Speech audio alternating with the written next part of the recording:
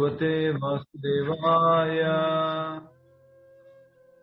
ओम नमो भगवते वासुदेवाय।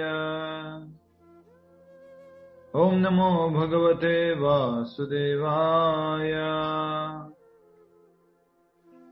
मुखं करोति वाचालं पंगुं लंघयते गिरिं यत्कृपातमहं वन्दे श्रीगुरुदीनतारिणं परमानंद माधवम श्री चैतन्य ईश्वरम। हरे कृष्णा। सभी भक्तों का स्वागत है श्रीमद् भगवद गीता के 6ठे अध्याय जिसका नाम ध्यान योग है। उसमें बहुत ही महत्वपूर्ण श्लोक जो मन से संबंधित है उसको समझने का प्रयास कर रहे हैं। आपने सुना होगा शुरू से ही जब भी क्लास होती है बार बार कहीं ने इस श्लोक को बोला भी जाता है। बहुत सारी क्लासेस में आ जाता है ये श्लोक। हमें ना बोलो। हरे कृष्ण।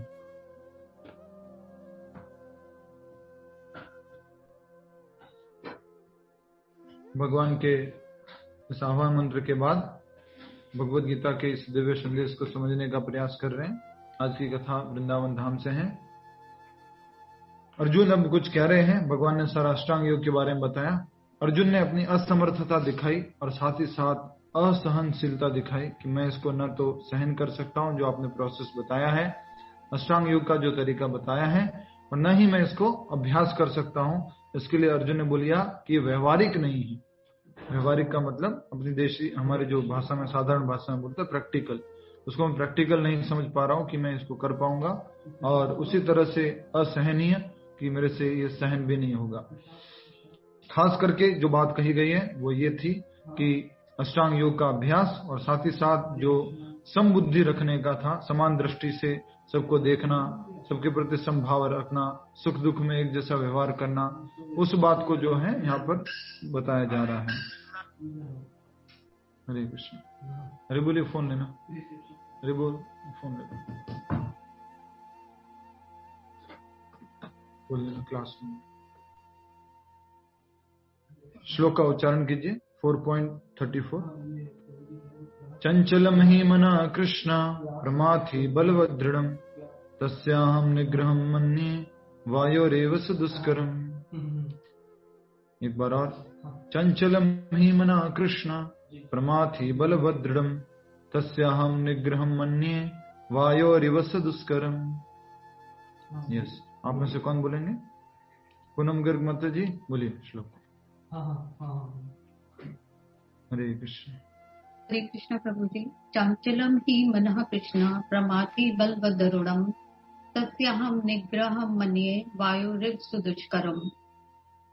बहुत अच्छा। हरि बोल। चंचलम ही मनः कृष्ण प्रमाथि बलवदृढ़म्। अर्जुन ने, कौन बता सकता है अर्जुन ने क्या कारण दिया ये अष्टांग योग पद्धति को पालन न करने का? क्या कारण दिया था विनीता जी? क्या कारण दिया अर्जुन ने? हरे कृष्ण प्रभु जी। क्योंकि अष्टांग योग में मन को और एक ही स्थिति पे रहना जरूरी है जो हमसे प्रैक्टिकल लाइफ में नहीं हो सकता है। मन हमारी चंचल है तो विचलित हो जाती है और एक जगह पे स्थिर नहीं रहता है, अस्थिर हो जाता है। यस, तो अर्जुन ने कारण दिया। बहुत सुंदर उत्तर था कि मन जो है वो चंचल है और वो स्थिर नहीं है। इस कारण से मैं इसका अभ्यास नहीं कर पाऊंगा अष्टांग योग पद्धति का जो आपने बताया। आज के श्लोक में हम जो पूरा श्लोक है वो याद करना है आपको, ठीक है? ये श्लोक पूरा याद करना है। चंचलम ही मनः कृष्ण प्रमाथि बलवदृढ़म् तस्याहं निग्रहं मन्ये वायोरेव स दुष्करम्। इंपॉर्टेंट बातें हैं इसके अंतर्गत। इंपॉर्टेंट सारे शब्द है इसमें। तो शुरू करते शब्दार्थ से। श्लोक को याद रखने के लिए हमेशा याद रखेंगे चंचलम शब्द है इसका शुरुआत का। चंचलम, चंचलम चंचल, ही निश्चय ही, मनः मन, कृष्ण हे कृष्ण, प्रमाथि विचलित करने वाला, शुद्ध करने वाला, बलवत बलवान, दृढ़म दुराग्रही हठीला, तस्य उसका, अहम मैं, निग्रहम वश में करना, मन्ये सोचता हूं, वायोहो वायु की, इवा तरह, दुष्करम कठिन। भगवान श्री कृष्ण को अर्जुन भी एक प्राकृतिक उदाहरण के माध्यम से अपना तर्क दे रहे हैं कि मैं इस मन को नियंत्रित नहीं कर पाऊंगा, और ये उतना ही मुश्किल है जैसे वायु की दिशा को मोड़ना। शब्दार्थ को दोहराने के बाद, पढ़ने के बाद अब हम जा रहे हैं अनुवाद की तरफ, और अनुवाद की तरफ ध्यान देने से पहले फिर से शब्द को देखेंगे। चंचलम, तो सबसे पहला हो गया मन क्या है? चंचल। दूसरा प्रमाथी, मतलब क्या है? विचलित करने वाला। उसके बाद क्या है? बलवद, बलवान, बहुत पावरफुल है। और उसके बाद दृढ़म, दुराग्राही, हठीला। ये मन के सारे लक्षण बताए गए हैं। अब अनुवाद को दोहराइए। हे कृष्ण, हे कृष्ण, चूंकि मन चंचल, अस्थिर, उच्छृंखल, हठीला तथा अत्यंत बलवान है, अतः मुझे इसे वश में करना, वायु को वश में करने से भी अधिक कठिन लगता है। अर्जुन भगवान श्री कृष्ण को कह रहे हैं, ये मन को वश में करना वायु को कठिन करने से भी अधिक जो है कठिन है। वायु को भी नियंत्रित करने से बहुत कठिन है इस मन को नियंत्रित करना। अध्याय 6 है और श्लोक संख्या 34 है। हमें से याद रखेंगे अर्जुन कहाँ बोलते हैं मन के बारे में। भगवान ने तो 6ठे अध्याय के 6ठे श्लोक में बताया, 6ठे अध्याय के 5वें श्लोक में बताया।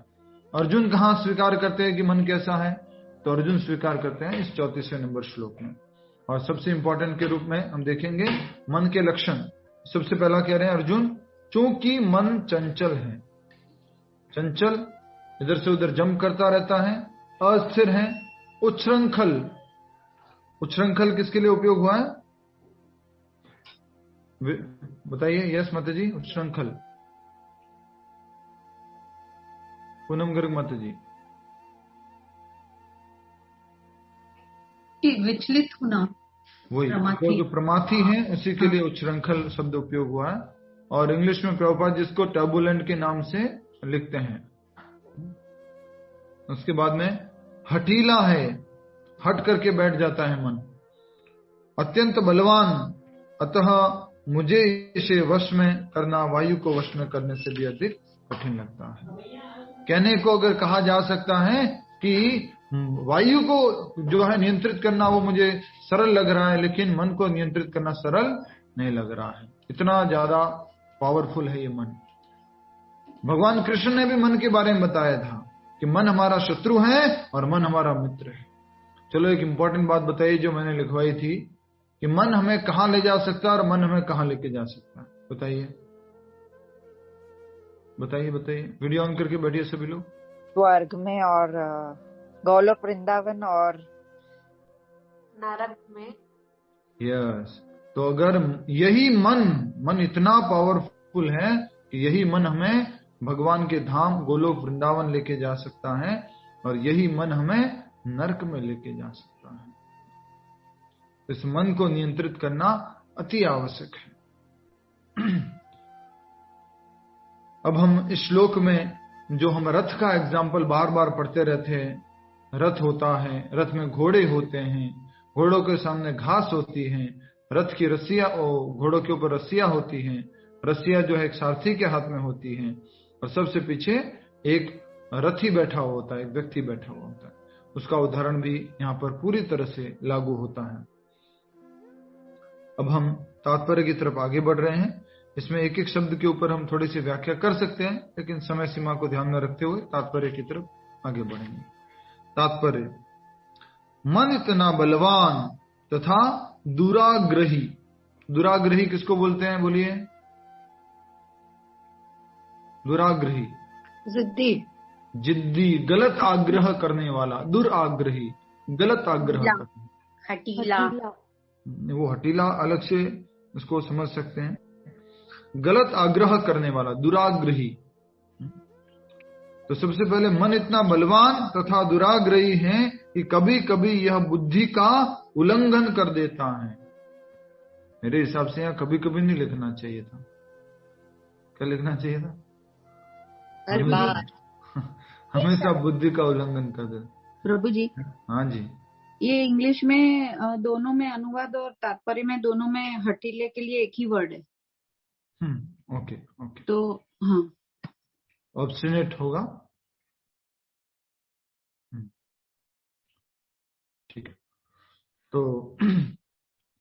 मन इतना बलवान तथा दुराग्रही है कि कभी कभी यह बुद्धि का उल्लंघन कर देता है, यद्यपि उसे बुद्धि के अधीन माना जाता है। हायरार्की याद है आप सभी को? हायरार्की क्या होती है? कौन किसके ऊपर है, कौन क्या है, मालूम है आपको? ठीक है, मैं लाइन खींच रहा हूं, आप सबसे पहले बता दे जाना। सबसे नीचे क्या होता है? इंद्रिय विषय। सबसे पहले नीचे पदार्थ, उसके ऊपर इंद्रिया। इंद्रिया। इंद्रिया हिंदी वाला आई लिख दे तो क्या कर रहा हूँ? ठीक है, वैसे ही लिखते हैं। इंद्रियों के ऊपर मन। मन। मन के ऊपर बुद्धि। मन के ऊपर बुद्धि, और बुद्धि के ऊपर आत्मा। अहंकार, फॉल्स ईगो, और उसके ऊपर आत्मा। आत्मा।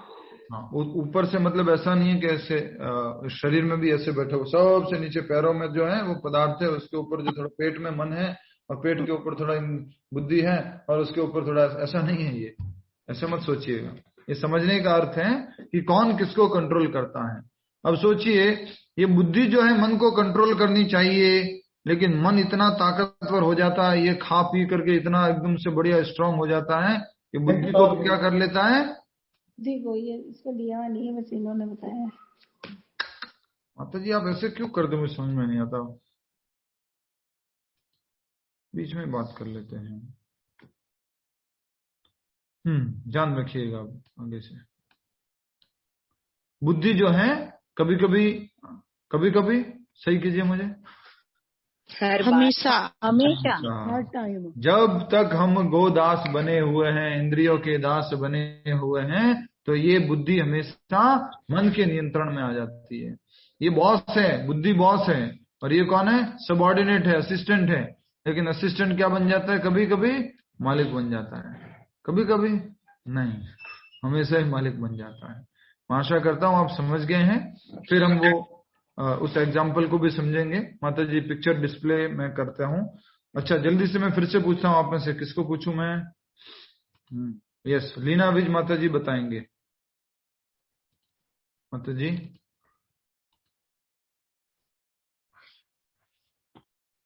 जी प्रभु जी, क्या बताना है? पिक्चर आपको बताना, हाँ नहीं, आपको बताना है कि सबसे नीचे क्या होता है? नीचे पदार्थ होता है, हाँ, पदार्थ के ऊपर फिर इंद्रियां होती हैं, फिर उसके बाद मन, बुद्धि, अहंकार और आत्मा। कौन किसको कंट्रोल करता है ऊपर से बताइए? इसमें बुद्धि को भी मन कंट्रोल करता है। मन इज मोर पावरफुल और वो हमेशा उसके ऊपर नियंत्रण करने की कोशिश करता है। ठीक है, अच्छा ठीक है। अब रथ का एग्जांपल से बताइए, रथ में कौन कौन क्या क्या है? रथ में प्रभु जी शरीर है, और जो शरीर कौन है? मतलब शरीर रथ है, और उसमें जो सारथी जो बैठा हुआ है पीछे वो आत्मा है, और जो चला रहा है रथ को वो बुद्धि है, और जो रस्सियां हैं वो मन है, और जो घोड़े हैं वो इंद्रियां हैं। बिल्कुल सही माता जी, ठीक है, बहुत अच्छा। आप सभी लोग अपने स्क्रीन पर देख लीजिए, इसको फिर से हम समझ लेते हैं। ये पूरे श्लोक में यही समझाया गया है। सभी लोग देख पा रहे हैं? यस, ठीक है। तो ये घोड़े जो दिख रहे हैं, ये घोड़े, ये रथ का भाग है, ठीक है। इसमें ये तो दिखाई नहीं दे रहा, आधा ही है, ये तो पूरा ही नहीं है, सारथी नहीं, ये रहा।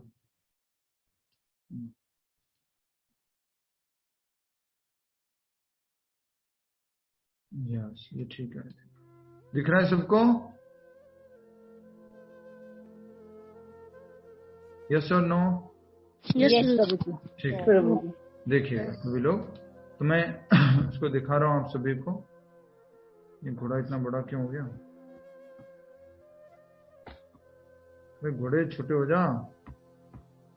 अच्छा क्या कर दिया मैंने? जूम आउट कर दो प्रभु जी। वही कर रहा हूँ।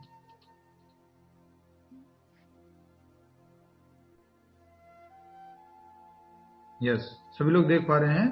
तो ये सबसे पहले है, ये रथ को, पूरे के पूरे रथ को कंपेयर किया गया है शरीर से। इसका श्लोक कहां पे लिखा हुआ है? आज के ही तात्पर्य में देखिए, ये कठोपनिषद का श्लोक है। आज के ही तात्पर्य में देखेंगे आप, कठोपनिषद का ये श्लोक है। श्लोक देखिए तात्पर्य में आज के क्या लिखा गया है। आत्मानं रथिनं विद्धि शरीरं रथमेव च, बुद्धि तु सारथिं विद्धि मनः प्रगहमेव च।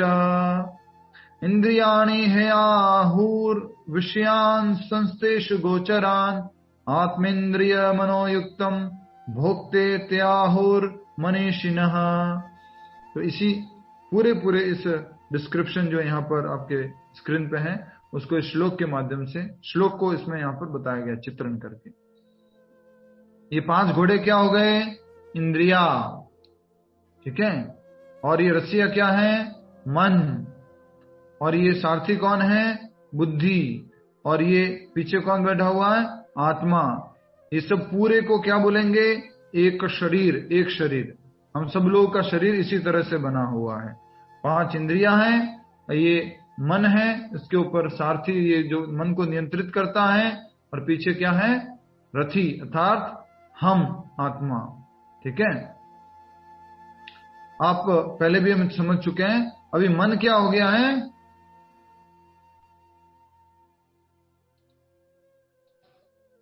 मन दूषित हो गया प्रभु जी। मन क्या हो गया है? गोदास, बलवान हो गया। मन बलवान हो गया है। को चला रहा है प्रभु जी। मन बलवान हो चुका है, और मन इतना बलवान हो गया है कि सारथी को उसको कंट्रोल करना मुश्किल हो रहा है। थोड़ा पहले थोड़ा देखिएगा, इस पिक्चर को देखिए, थोड़ा फोकस कीजिए, इसमें बहुत अच्छा चित्रण है, इसमें अच्छे से बताया हुआ है। फिर से मैं बता रहा हूं, सोचिए समझिएगा इसको, पहले भी बार बार बता चुके हैं, फिर से देखिए। ये घोड़े तो पहले से ही ताकतवर है। घोड़े कौन है? मैं एक एक से पूछता हूँ, ठीक है। शकुंतला माता जी, घोड़े कौन है? हरे कृष्ण प्रभु, 5 इंद्रियां हैं। 5 इंद्रिया। ये बलवान है कि कमजोर है? बहुत बलवान है। बहुत बलवान है। आंख कमजोर है कि बलवान है? बलवान है। ये इधर उधर नहीं देखती है, बस अपने काम से काम रखती है? नहीं, इधर उधर चारों तरफ देखती है। चारों तरफ देखती है।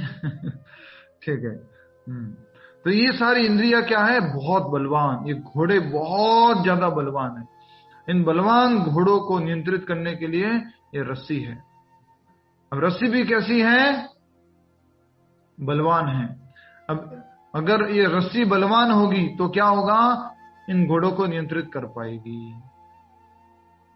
और बलवान रस्सी को पकड़ने के लिए क्या चाहिए? बलवान सारथी। अब इसने क्या कर दिया मालूम है? मन इतना बलवान है कि घोड़ों को तो पकड़ सकता है, लेकिन क्या कर दिया इसने कि बुद्धि को उठा करके फेंक दिया नीचे की तरफ। बुद्धि को क्या कर दिया? उठा करके फेंक दिया।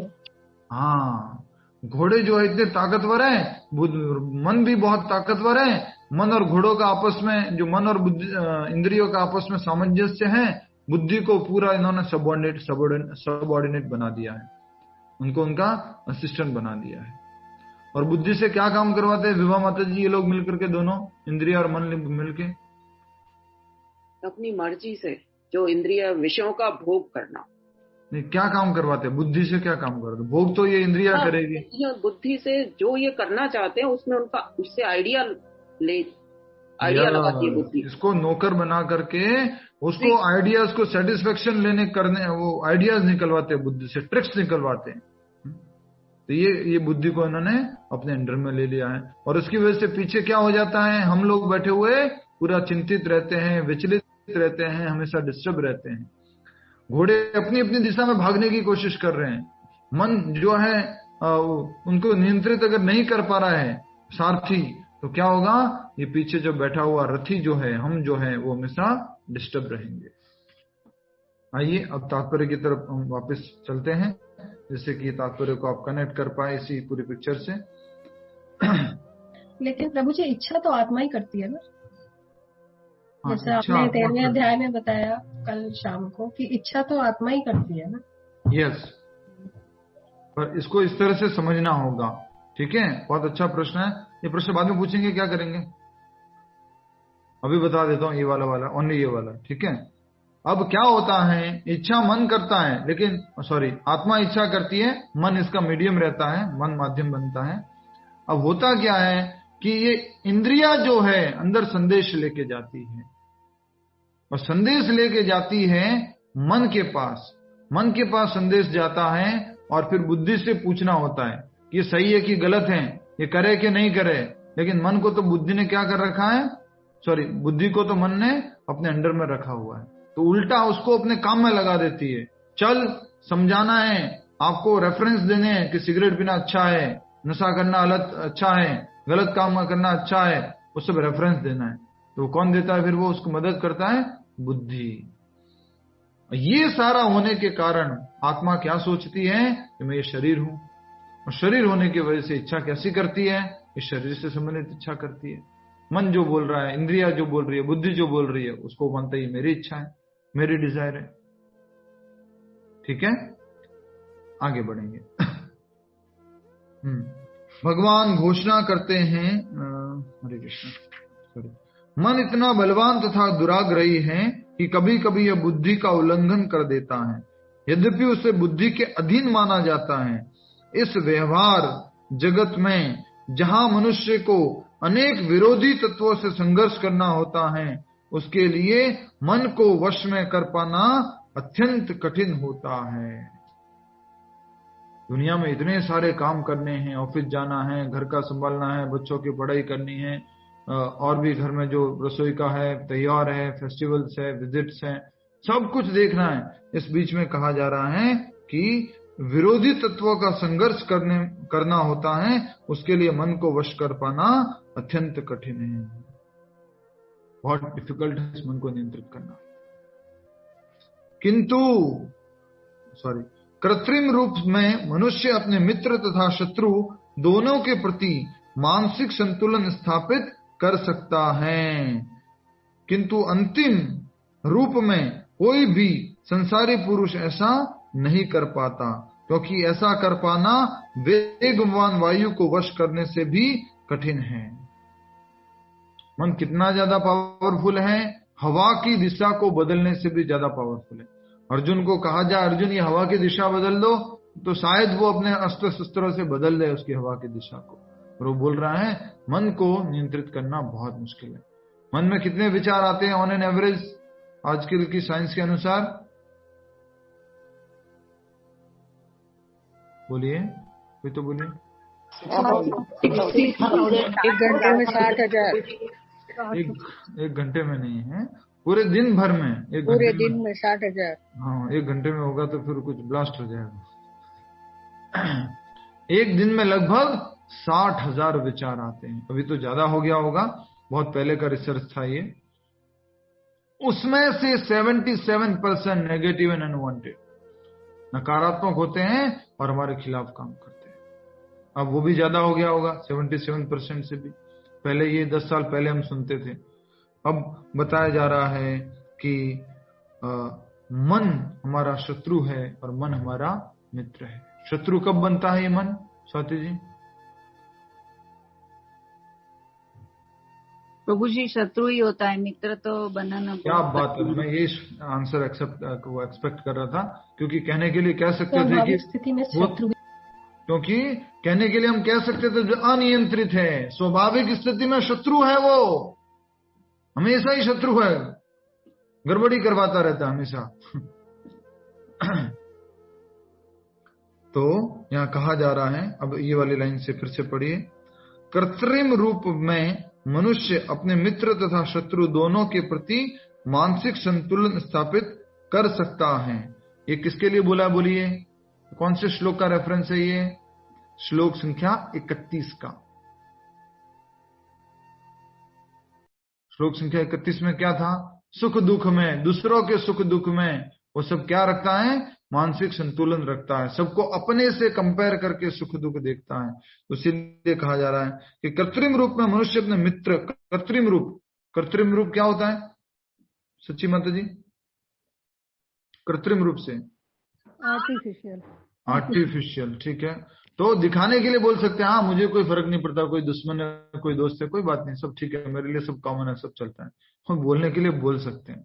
लेकिन यहाँ कहा जा रहा है किंतु अंतिम रूप में कोई भी संसारी पुरुष ऐसा नहीं कर पाता, क्योंकि ऐसा कर पाना वेगवान वायु को वश में करने से भी कठिन है। शत्रु तथा मित्र को एक समान देखना, एक दृष्टि से देखना बहुत ही मुश्किल है। तो ये अर्जुन अपनी बात बताएं। अब कठोपनिषद की तरफ ये रेफरेंस आ गया है पूरा रथ वाला।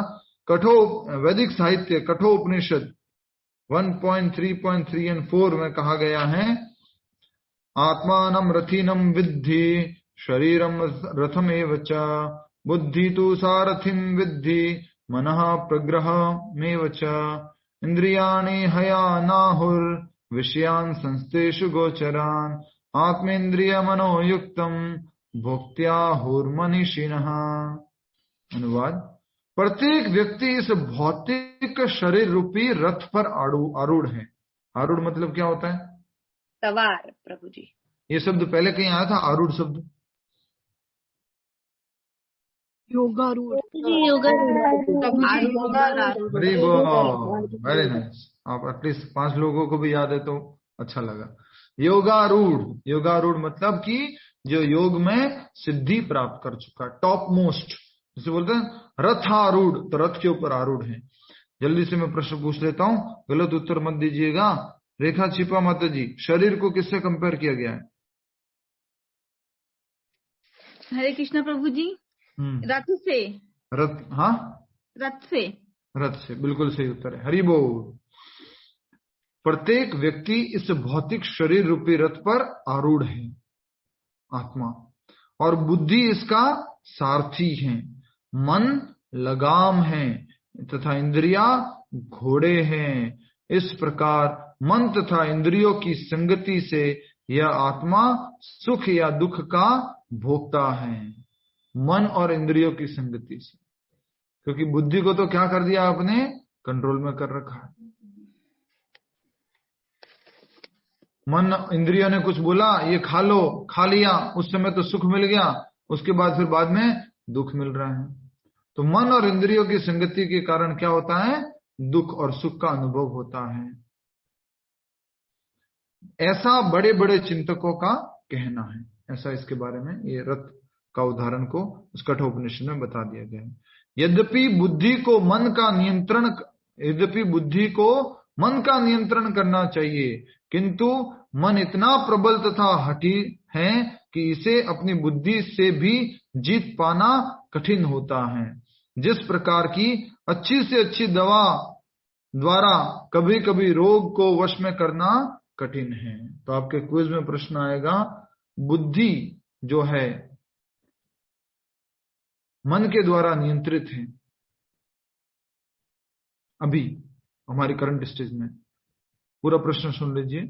वास्तव में बुद्धि को, मन को नियंत्रित करना होता है, लेकिन मन के लिए इतना, बुद्धि के लिए इतना डिफिकल्ट हो जाता है कि वो मन को नहीं नियंत्रित कर पाती। तो दवा और बीमारी के उदाहरण में मन कौन है और बुद्धि कौन है, ये प्रश्न है। दवा और बीमारी के उदाहरण में मन कौन है? और यस शकुंतला माता जी। हरे कृष्ण प्रभु जी। बीमारी मन है। बीमारी मन है, ओके। और दवा बुद्धि है, बिल्कुल ठीक बात है, सही उत्तर दिया आपने, यही उत्तर सही है। तो कहा जा रहा है, यद्यपि बुद्धि को मन का नियंत्रण करना चाहिए, किंतु मन इतना प्रबल तथा हठी है। अच्छा, आप लोग लेडीज माता जी लोग, आप बताइए, घर का उदाहरण देके। कभी कभी कठिन, एक्चुअल में वो उसको कंट्रोल करना चाहिए, लेकिन होता उल्टा है। क्या हो जाता है? घर का उदाहरण से बोलिए। बच्चे और माता। यस, पक्का एक्सपीरियंस है, इसलिए सबसे पहले आपने बोला, अच्छा लगा। मदर एंड चिल्ड्रंस, उसमें क्या होता है? बच्चों और माँ में माँ को बच्चों को नियंत्रण करना चाहिए, लेकिन कभी कभी बच्चे इतने हठी हो जाते हैं, इतने ज्यादा अपने हट पे आ जाते हैं कि माँ को उनके वो क्या बोलते हैं घुटनों के बल आ जाना पड़ता है। अरे भाई तुझे जो करना है कर, बता क्या करना है बता, मैं करूंगी, तेरे को क्या चाहिए। ये स्वाति माता जी। प्रभु जी बहुत ज्यादा नियंत्रण की वजह से हटी हो जाते हैं बच्चे। अब वो लोग उल्टा सोचते हैं कि आपने हाँ नियंत्रण का तरीका भी होना चाहिए। नियंत्रण का तरीका घोड़ों जैसे मत लागू कर लेना। गले में लगाम डाल दी, चल इधर आजा लेफ्ट में, वो नियंत्रण का तरीका ऐसा नहीं है। नियंत्रण का तरीका कब क्या है, जब एक मन दूसरे मन को नियंत्रित कर रहा है, तब क्या तरीका होगा, जब वो प्रॉपर अंडरस्टैंडिंग लॉजिक के साथ में उनको समझाएगा, तब वो नियंत्रित होगा। हम बच्चों को ऐसे जानवरों के जैसे नहीं कर सकते कि गले में लगाम डाल ली तो उठ जा इतने बजे, सो जा इतने बजे, खा ले इतने बजे, ये कर ले इतने बजे, वो कर ले इतने बजे। ऐसा नहीं होगा, ऐसे ही होगा, वो अच्छा नहीं है। बच्चों के लिए हमें प्रॉपर समझाना बहुत जरूरी है उनको। उनके प्रश्न का अगर उत्तर मिल जाए उनको, तो वो प्रैक्टिस करना शुरू कर देंगे जैसा आप चाहते हैं। कृष्णा प्रभु सिंपल है, वही भक्ति योग की तरह सेंसेस एंगेजमेंट करना है उनका प्रॉपर। यस, तो भक्ति में जैसे इंद्रियों को एंगेज करते हैं प्रॉपरली, वैसे ही बच्चों को सही जगह एंगेज करके रखना है। अच्छा बताया आपने।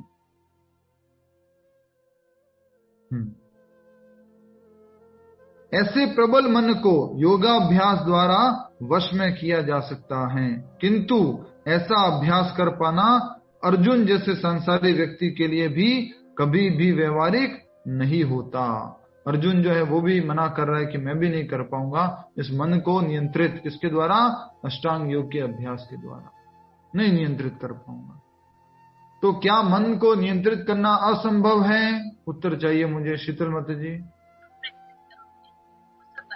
नहीं प्रभु जी, असंभव नहीं है, लेकिन बहुत दुष्कर है, ये ध्यान रखिएगा। बहुत दुष्कर है, बहुत कठिन है, लेकिन असंभव नहीं है। प्रभुपाद जी खुद बोलते थे, impossible is in the fools dictionary. Impossible तो ऐसा नहीं है कि कुछ इम्पॉसिबल है। मन को भी नियंत्रित कर सकते हैं, वो भगवान आगे उत्तर देने वाले हैं। क्या कह रहे भगवान, वो हम अगले श्लोक में देखेंगे। किंतु ऐसा अभ्यास कर पाना अर्जुन जैसे संसारी व्यक्ति के लिए भी व्यवहारिक नहीं होता। तो फिर आधुनिक मनुष्य के संबंध में क्या कहा जाए? अर्जुन के लिए तो संभव नहीं था, तो हम जैसे व्यक्तियों के लिए क्या कहा जाए? यहां पर प्रयुक्त उपमा अत्यंत उपयुक्त हैं। झंझावत को रोक पाना कठिन होता है और उच्छृंखल मन को रोक पाना तो और भी कठिन होता है। ये क्या उपमा क्या दी गई है? प्रयुक्त उपमा से क्या बोला है? और झंझावत क्या होता है? ये तूफान,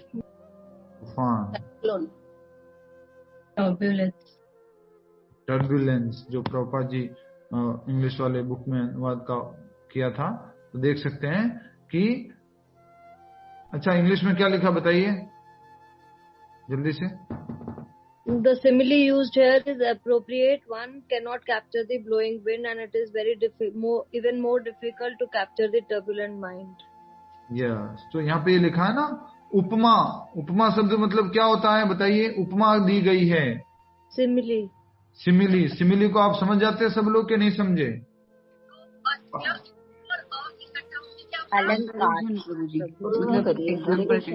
अलंकार। और कोई बताइए? कंपेयर किया गया है, तो इसको इस तरह से तुलना की गई है। ठीक है, समझ गए आप लोग। सिनोनिम भी कह सकते हैं। सिनोनिम तो नहीं कह सकते, बट ठीक है, आप उसको इस तरह से समझिए कि इसको ये कह के बुलाया गया है, कंपेयर किया गया है। ठीक है, तो मन को तो झंझावत को क्लियर कर दो। झंझावत जी माता जी, झंझावत वाला लाइन क्लियर कर दो। क्लियर कर दो जी माता जी, उसी पे चल रहे हैं।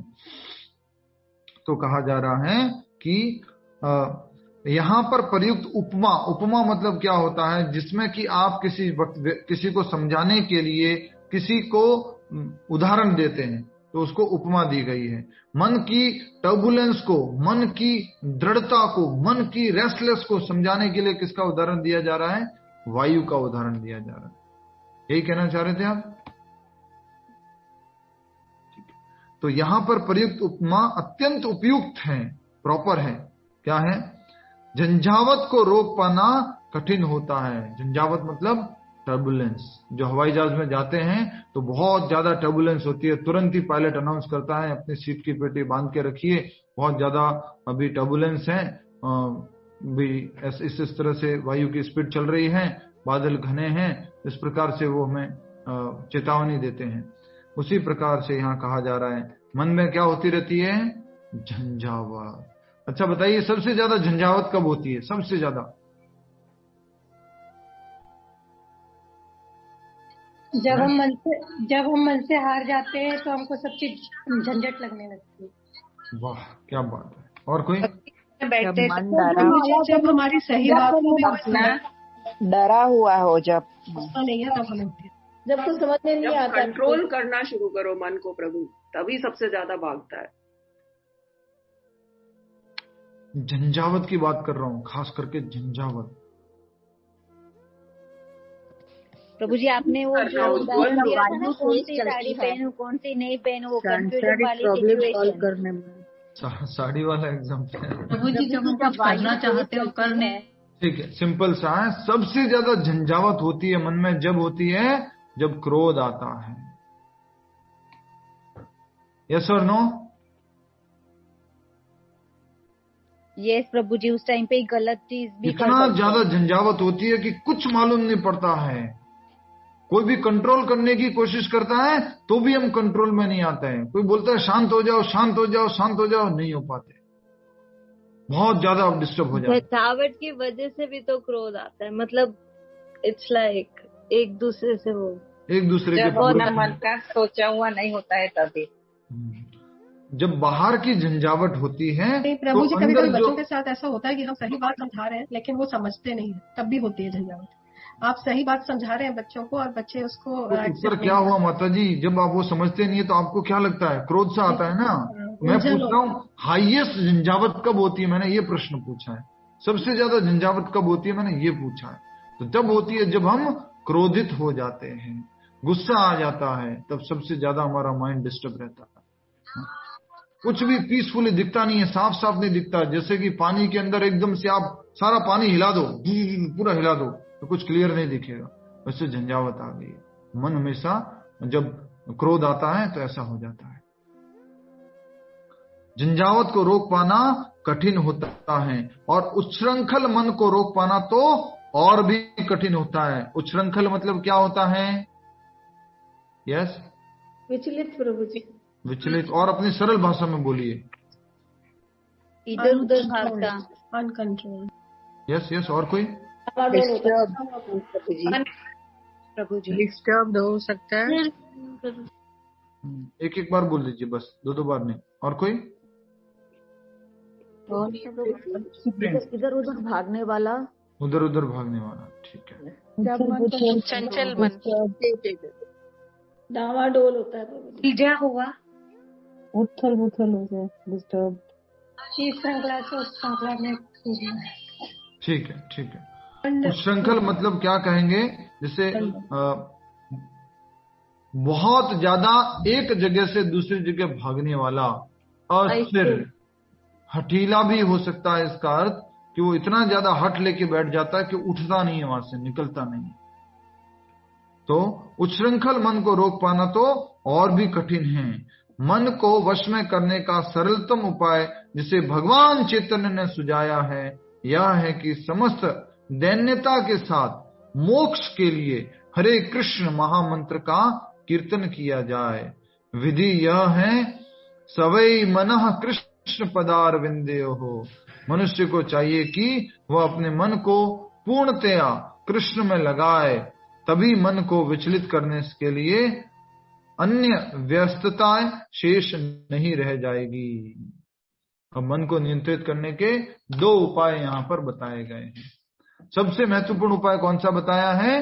हरे कृष्ण महामंत्र का जप करना। हरे कृष्ण कृष्ण कृष्ण हरे हरे, हरे राम राम राम हरे हरे। तो सबसे पहला उपाय तो ये बताया। दूसरा उपाय क्या बताया है? मन को एंगेज करके रखना। उसको सेवा देना, उसको काम देना। तो कहा जा रहा है तभी मन को विचलित करने के लिए अन्य व्यस्तताएं शेष नहीं रह जाएगी। जब मनुष्य मन को पूर्णतया से कृष्ण में लगाएगा। पूर्णतया लगाने का श्लोक कौन सा दिया गया है विभा जैन माता जी, मन को पूर्णतया भगवान में लगाने का? प्रभु ये उसमें भागवतम में है, अम्बरीश महाराज वाला ये जो है। यस, अम्बरीश महाराज का सवई मनः कृष्ण पदार विंदयो, मन को भगवान श्री कृष्ण के चरण कमलों में लगाना है।